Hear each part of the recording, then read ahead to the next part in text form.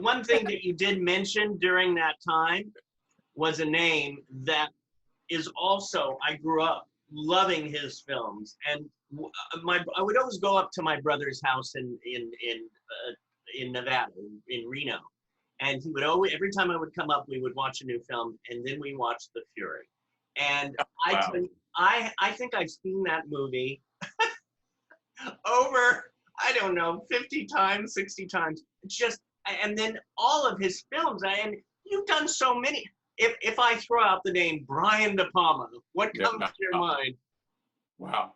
Well, I was a huge fan of DePalma when I was going to film school at the University of South Carolina and studying Hitchcock and everything. And one of his early films, Sisters, was just blew me away. It had a lot of Hitchcockian things in it. It had a score by Bernard Herrmann. It had just, it was an amazing movie. And then he made Phantom of the Paradise, which I loved, which was a kind of a rock and roll Phantom of the Opera. And so I was head of the film committee on campus at the University of South Carolina. We ran a movie theater on campus, and I decided we're going to have a Brian De Palma Film Festival, and I'm going to try to get him to come. And I subscribed to Hollywood Reporter back then, and they had production charts, and there was a film called Carrie that was in early stages of pre-production, and they were casting, and it had a phone number for the casting office in Los Angeles. Yeah. And I called up that number, and they put him right on. I'm like, that would never in a million years happen nowadays. Anyway, I explained what was going on. He said, hey, I live in New York. I'm broke. I really need to get some stuff at my apartment. So if you can give me the airfare from LA to South Carolina to New York and then back to LA, I'll come for the triangle airfare. And I said, done. So he comes out to the University of South Carolina. This is in 1975. And it is in the middle of him prepping Carrie. And by the way, that casting session was the most famous casting session in the history of cinema because Brian De Palma and George Lucas were sitting at a table side by side reading every young actor in Hollywood for Star Wars and Carrie. Oh, and literally everyone who came in read scenes from both movies. And that's what I got him on a break, in the middle of that. So anyway, he comes out. I take him around to film classes. He had finished a film called Deja Vu, which got retitled Obsession, but it hadn't been retitled yet. He was calling it Deja Vu. And Genevieve.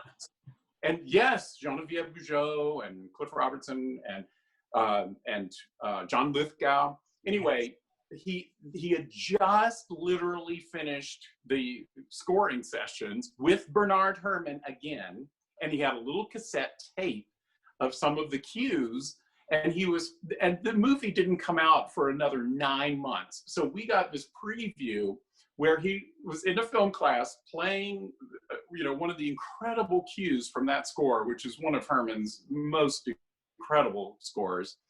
And he is storyboarding the scene with chalk on the blackboard for us and telling us how he prepared everything. It was unbelievable. So that's how I met De Palma. And then, he went off and made Carrie, and that came out and was also Obsession came out like within a month of each other. And it was just this 1-2 punch. Obsession came out first, got rave reviews, did pretty well business-wise for Columbia Pictures. And then Carrie came out and was a massive hit for United Artists. And now suddenly Brian was a bankable director. I mean, up until then, his films were, hadn't done all that well. They were sort of, smaller releases. Yeah. And his buddies like Steven Spielberg and George Lucas, were having all these giant hits. And so he was like itching to have a hit. And finally with Carrie, it really put him up over the edge. Yeah. And so anyway, I knew that his next film after Carrie was The Fury. And so now I had his number, and I called him up and I said, I'm going to be on my summer break between my junior and senior year. when you're making The Fury in Chicago, can I please come up there and be, you know, a production assistant or anything? And he said, sure, come on up. And so that's what I did on my summer break. And that was my first professional gig in the film business, and got to work on that and meet. And by the way, I worked on it as a production assistant, as an extra. I can be seen in almost every single shot of the amusement park sequence because I made sure I got in there. Oh, that was the indoor amusement park. The indoor amusement park, filmed at Old Chicago, which doesn't exist anymore. And the rides start going crazy as Andrew Stevens walks through with his telekinesis. With the veins on his head. Yes, with those veins in his head. Which, by the way, those veins in the head were designed by Dick Smith, famous for The Exorcist.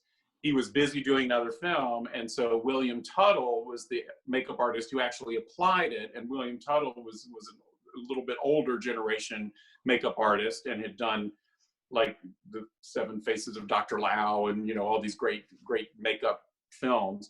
And so it was really interesting to watch them do all those appliances and everything. But also I got an assignment from Cinefantastique magazine to do a journal on the making of the film, which now allowed me to interview, you know, to request interviews one-on-one with each of the stars, Kirk Douglas, John Cassavetes, Amy Irving, Carrie Snodgrass, Charles Durning, just the most amazing cast. And then in a small part was William Finley, who was the Phantom of the Paradise, and Doctor and Sisters, and just on and on and on. I mean, it was just another incredible experience. And so then when we finished that, I go back to school for my senior year and at the University of South Carolina, and trying to graduate so I can get out in the real world. And DePalma was spending that spring of '78 teaching a screenwriting course at Sarah Lawrence College, which I didn't even know about. If I had known that, I probably would have tried to transfer to that school. But at the end of the semester, he called me up and he said, "You're about to graduate, right?" And I said, "Yes." And he goes, "Well, I just finished teaching this course, and the class collaborated on a script called Home Movies based on a treatment of mine. And now we want to make it as a low budget film this summer. And I want you to come up and work on it." And I'm like, hell yes. So I get on the plane, go up there, and I figure I'm going to be a production assistant and maybe an extra, and maybe I'll try to get an assignment to write about it, you know, for a magazine or whatever. And I arrive there. They're going to shoot a lot of it out on the campus of Sarah Lawrence is one of the locations. And he said, "You're going to be the associate producer and production manager." So he was just going to throw me into the deep end and see if I could swim. And he had some of the students working in different capacities in the crew, but we also had mixed in with professionals. And the cast was, you know, Kirk Douglas, Nancy Allen, Keith Gordon, Mary Davenport, Vincent Gardenia, Garrett Graham, who was Beef in Phantom of the Paradise. Again, just incredible cast. And the investors, it was a $500,000 budget, and Brian put up $100,000. He got his buddies, Steven Spielberg, to put up $100,000. George Lucas put up $100,000. Kirk Douglas put up $100,000, and then we had another $100,000 that we raised from smaller investors and friends and everything. And we made the movie, and it's called Home Movies. Not that many people have seen it. It got released by United Artists Classics, and it needs to be out on Blu-ray. And yes, it does. I have to say, I was going to wait. But I'm in the process of moving now, so I don't have my albums right here. But I used to collect soundtrack albums. There you go. And I have Home Movies. Oh my God, he's another brilliant one. I tell you, I have all the DePalma soundtracks, albums, and jumping to The Fury just for a second. That's my favorite. John Williams. John Williams' score was unbelievable. I think it's one of his best scores. Yeah. No, it's amazing. Absolutely amazing. And if you want to hear all my stories about The Fury, and I have quite a few, get the European Blu-ray that Arrow. And there's a 50-minute, that's 50-minute interview with me and the extras that I just recall every story I can think of making that movie. Everybody, you have to buy it, because I actually bought it, and I've watched it again several times. It's brilliant. So you have to see this. You have to go to arrow.com, right? Yeah, for sure.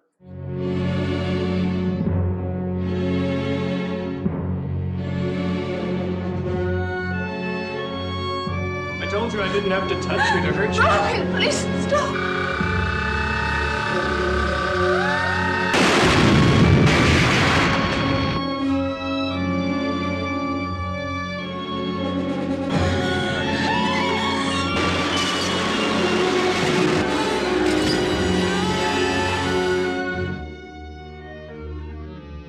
In addition to all the cameras getting different angles of John Cassavetes, we had one from the ceiling shooting down on him. Cassavetes says to me, "Aren't you glad you didn't bother going to acting school for this?" I think it's one of DePalma's better films and certainly underrated. You put in what's known as cobalt blue contact lenses. I said, sure, why not? And I've been trying to cut it out of the film ever since, but he won't let go of it. It's about trust and devotion and betrayals. So I had some truth to bring to the role that I could relate to and believe in it.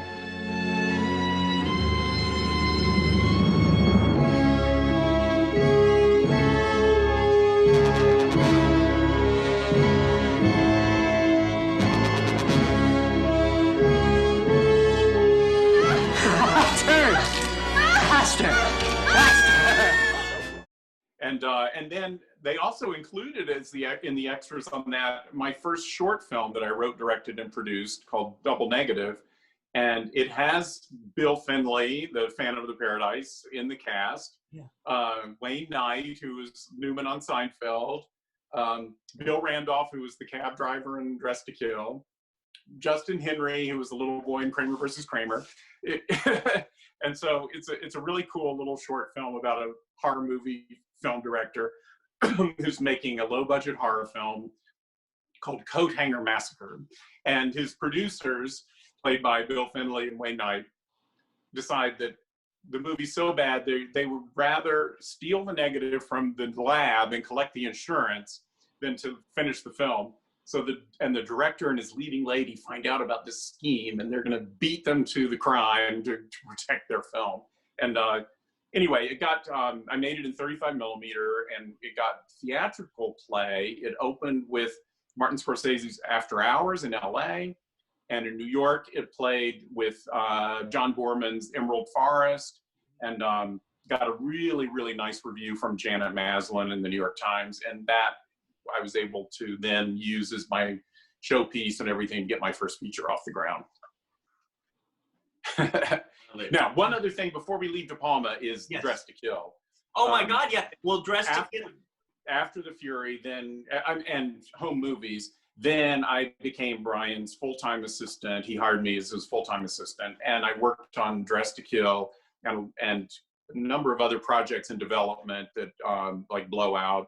But then even Prince of the City, he worked on for a year and ended up not directing it. It ended up being directed by Sidney Lumet. But anyway, Dressed to Kill was just an amazing experience. I just wrote a 150,000 word article on all my memories about Dressed to Kill. And it's coming out in a magazine called Boobs and Blood. And proceeds from the magazine go to breast cancer, so it's even for a good cause. And it's going to be out in December, so look for that magazine. And the editor was so blown. I said I can cut down the article, and he said, no way, we're going to just devote the entire issue to Dressed to Kill. So it's a Dressed to Kill mini book. Right. So you got to check that out. Well, that's another, I mean, a classic, Dressed to Kill, and then that you worked on Blowout. Again, that's another movie, I think. That's perfection. I mean. Yeah. Well, anyway. I didn't actually work on the shooting of it, but all the prep of it right up to the time they were about to shoot. And then Brian wanted me to produce a film that another sort of one of the students from Sarah Lawrence College that had co-written the script for Home Movies had written a script and was going to direct it and had raised some money from family and friends. And Brian said, why don't you go help him get this film made? You produce it. I'll be like the creative consultant, executive producer type on it. And so I went to New Line Cinema and got a meeting with Bob Shea, and it was a slam dunk. And they put up the rest of the money, and we went off and made that movie. And it had Wallace Shawn and Wendy Jo Sperber and Bill Randolph again, the cabbie from Dress to Kill, and also we had the script. We did a sort of a rewrite of the script, or a polish of the script, that Bill Finley, the Phantom of the Paradise, and his wife Susan Finley, they did a rewrite on the script. So there's all these DePalma connections in that film as well, and it's called The First Time. First Time. Yeah. It's really hard to find, but I have it. Oh, there you go. I'm sorry, I sound like such a fan. I'm sorry. No, that's fantastic. I'm so glad, because not enough people have seen that one. It's one of those lost gems that it hasn't come out on DVD or Blu-ray. Are you sure it's not on DVD? If it is, Smart. It was probably bootlegged, or it was for a foreign country or something. I think it was a foreign release. Yeah, I don't think it's been officially released here. Okay. To my knowledge. Now, what was your first feature? Well, that was my first feature that I got Home Movies was the first feature that I got a producing credit as associate producer. Right, but that was the first time I was the sole producer. But my first feature as a director was Guilty as Charged. And that was with Rod Steiger, Heather Graham, Lauren Hutton, Isaac Hayes, Zelda Rubinstein, the little woman from Poltergeist. Just an amazing cast. I mean, and it was a dream come true, because it was about a madman who kidnaps murderers, puts them on his own death row in the dungeon under his meatpacking plant, and fries them in his own electric chair. And so it's a very dark, comedic film. And unbelievably, one of the reviews that came out actually compared it to James Whale and like The Old Dark House and stuff, and also compared it to the Dr. Fives movies, the Vincent Price movies that I adore. So it's like, holy crap, because that's exactly what I had in mind, was this whole sort of Grand Guignol sort of atmosphere, and a lot of German expressionism and whatnot in the dungeon that we created. And the electric chair was no normal electric chair. It was like these huge angel wings, and we had this like telephone pole where we had the wires coming over, but we had the pole created where it looks like a crucifix, and it was just over the top all the way around, and it was fabulous. What is so brilliant about you, and even when I was like going over everything this morning before the interview too, and going, certain things I knew what you did, and other things I said, oh my God, I didn't know he did that. But what you do about the connection with DePalma, and then how it works, where it's the domino effect of connecting with people, and your dream of all the wonderful horror films when you were growing up, and then creating it. I mean, it's wonderful to hear. It's been, I never had that hit film that sort of, made me into a well-known director, but I've been toiling around in the fringes of the business, doing my own thing, and just having a freaking blast. I've been really blessed and really lucky to have had longevity. I'm 64 now, and I've directed 40 films and produced another 20 films, and then on top of that, an author of books, and I'm always writing for magazines, about my love of different films and whatnot, or doing extras for Blu-rays. I just have a blast. It's what I wanted to do, and it's just in my blood.